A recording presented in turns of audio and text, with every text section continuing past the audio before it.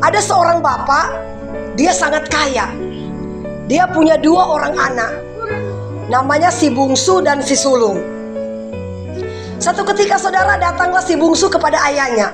Dia katakan begini, "Ayah, bagikanlah harta yang menjadi bagianku." Ayahnya, karena dia sangat mencintai anak-anaknya saudara, dia tidak berpikir panjang.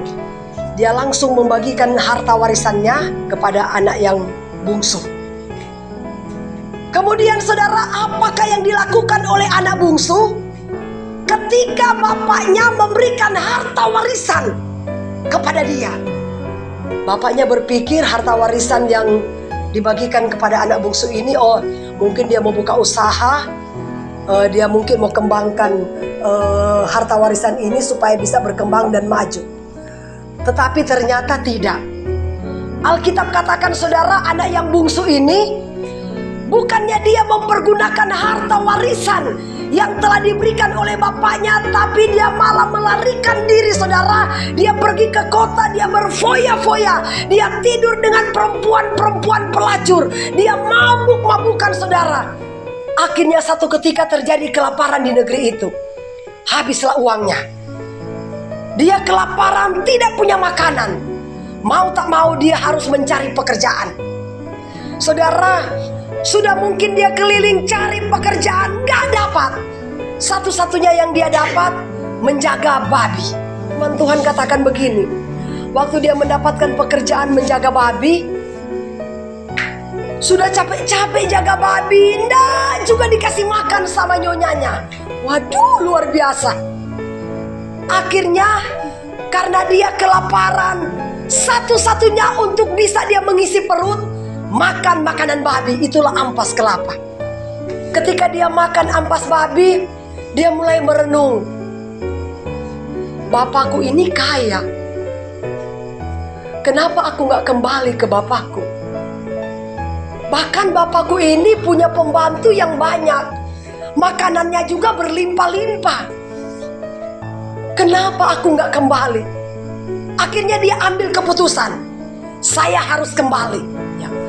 Apapun resikonya, bapak saya mau pukul saya, mau tendang saya, mau marah sama saya, apapun yang terjadi, saya harus pulang ke rumah bapakku.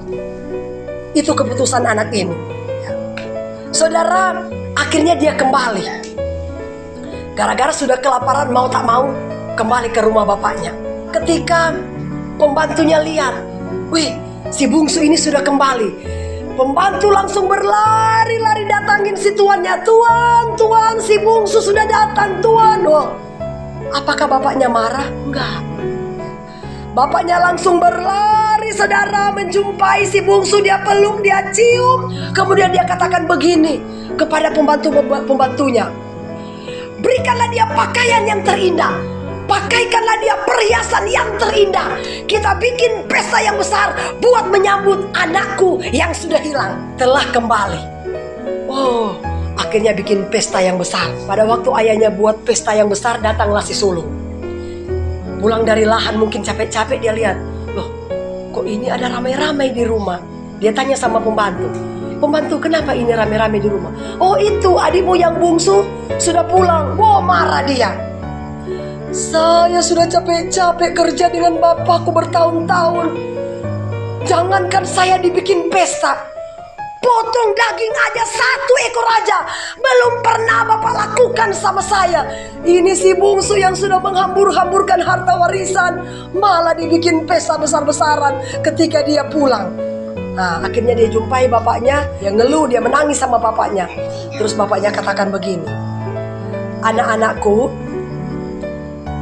kalian semua ini adalah anak-anakku. Apa yang aku punya, kamu punya. Karena kalian itu adalah anak-anakku yang kekasih. Saudara, ini menjadi gambaran ya. Seburuk apapun kita di hadapan Tuhan, sejijik apapun kita di hadapan Tuhan, saudara, mungkin di mata dunia kita orang yang tidak terpakai, atau di mata dunia kita adalah orang yang paling jijik, orang yang berdosa, saudara. Tapi kalau kita mau kembali kepada Bapa di sorga, Dia katakan, anakku yang kukasihi, aku menyambut engkau. Amin. Asal kita mau kembali. Kita tidak boleh menghakimi, saudara, orang yang mungkin belum kembali kepada Bapa. Ada saatnya Tuhan punya waktu yang tepat untuk mereka kembali kepada Bapa di sorga. Amin. Seperti anak yang bungsu ini. Betapa sabarnya Bapa menanti si bungsu pulang, ya. Walaupun dia melakukan kejahatan, sudah nipu bapaknya, waduh, main dengan perempuan yang tidak benar. Tapi ketika dia mau kembali kepada bapaknya dengan hati yang tulus, dengan sungguh-sungguh, saudara, akhirnya bapaknya menyambut dia. Itulah yang firman Tuhan katakan, satu orang bertobat, malaikat di sorga bertempik sorak. Amin. Itu kata Alkitab, ya. Saudara, saya percaya Bapa ini adalah gambaran Bapa di sorga. Bapa di sorga adalah Bapa yang kaya, ya.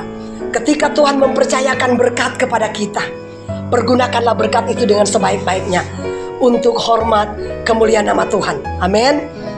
Yang pasti, seburuk sejijik apapun kita, datanglah kepada Tuhan, ya. Karena Bapa adalah Bapa Maha Pengasih, Maha Pengampun, dan Dia menerima kita apa adanya. Amin. Tuhan